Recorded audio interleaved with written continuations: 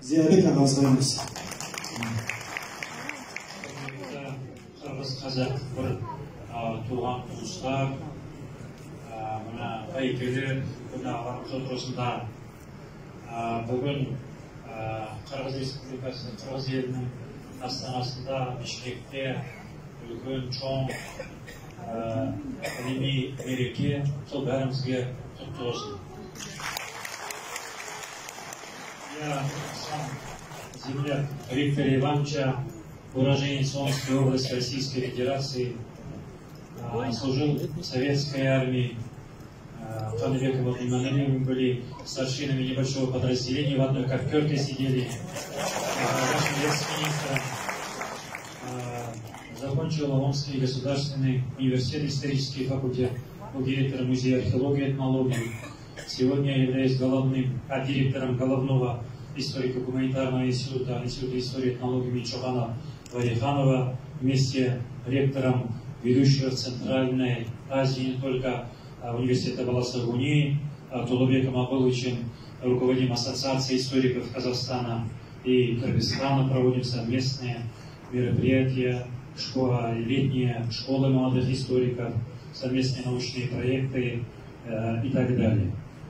Безусловно, у директора института в настоящее время работы очень много, отчеты, матчеты, подготовка новых заявок на грантовое финансирование и так далее.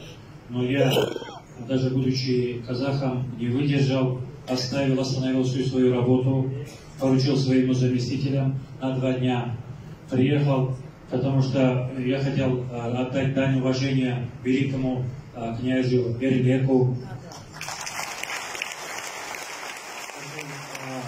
поддержать своего друга, земляка, сибиряка и обязательно, скажем, принять участие на таком историческом мероприятии, как чествование книги, посвященного князю Берлеку, выдающемуся государственному деятелю, дипломату, человеку, который боролся за сохранение кыргызской государственности, который, как мы сегодня узнали, имеет около 2000 лет.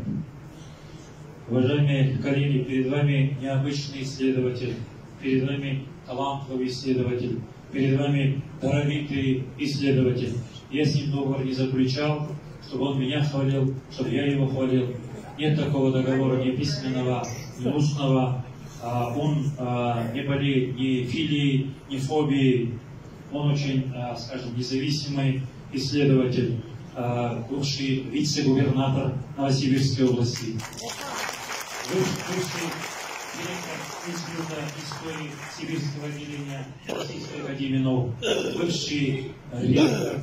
Его книги издавались на многих языках мира, в том числе европейских государствах. Поэтому не случайно в прошлых годах, скажем, его книги «Балихани Буклихани» выдержала несколько изданий. На турецком языке вышло, на русском языке, на казахском языке.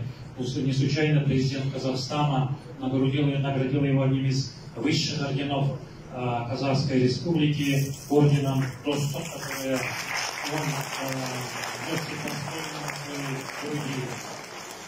Что касается книги, то это, безусловно, книга, я от начала до конца его прочитал в черновой версии, чистовой версии. Книга состоит, вот русскую версию говорит, 159 страниц, имеет внутреннюю четкую логику, хронологические принципы выдержаны. Работа написана на очень четкой источниковой архивной базе, а также на большой историографической базе.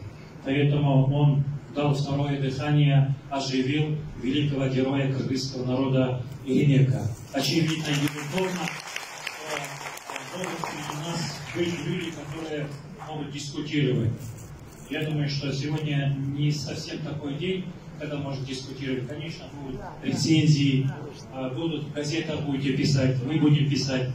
У нас в казахских научных журналах появятся рецензии с замечаниями, рекомендациями. Сондықтан құрметті ағайын туыстар, бүгін қонағымызға бетін қайтармай осындай жылы сөздерімізді айтайын. себебі вот когда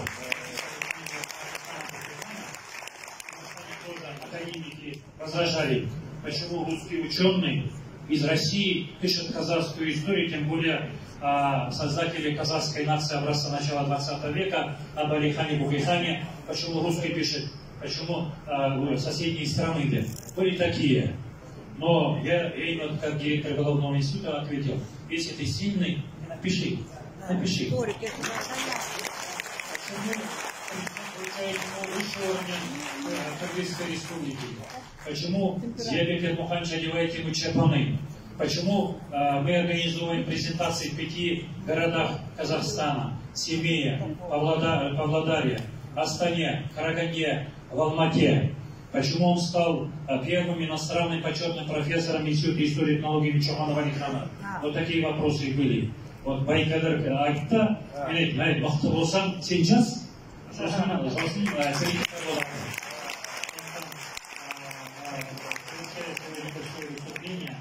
хотел бы сказать, что это дань уважения к истории, культуре, многотысячелетней истории кыргызского народа. Он возвысил одного из лучших представителей кыргызского народа до небес. Он получил достойную оценку.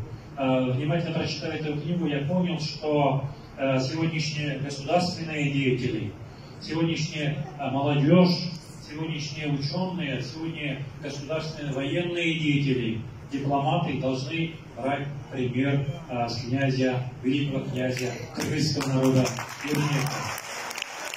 Сегодня Виктор Иванович сказал всему почти 140-миллионному российскому, русскому населению, что кыргызы не гастарбайтеры, кыргызы сидят на своей кыргызской родной земле. Это их родная земля. Я написал, он вдруг половек написал. Нет, вы возвышаете кыргызов. Кыргызы гастарбайтеры, давайте что это.